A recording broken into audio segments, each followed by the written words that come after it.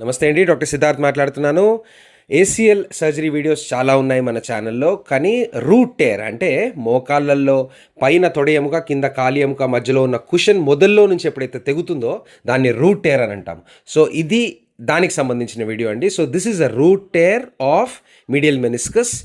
అంటే మోకాల్లో ఉన్న కుషన్ మొదల్లో నుంచి తెగిపోతే దాన్ని కుట్టుకునే ప్రయత్నం మనం ఈ వీడియోలో చేస్తున్నాము. అండ్ ఇది ఎందుకు చేస్తామండి? ఇది సరైన టైంలో మనం రూట్ టేర్ ఐడెంటిఫై చేసి కుట్టేసినట్లయితే చాలా మంచి రిజల్ట్ ఉంటుంది. మోకాల్ యొక్క న్యాచురల్ లైఫ్ మనం పెంచుకునే ప్రయత్నం చేయొచ్చు ఈ ఆపరేషన్ ద్వారా. సో ఈ రకంగా మనం రిపేర్ చేస్తాము. అండ్ రిపేర్ చేసిన తర్వాత మీరు చూసినట్లయితే మంచి స్టెబిలిటీ ఉంటుంది.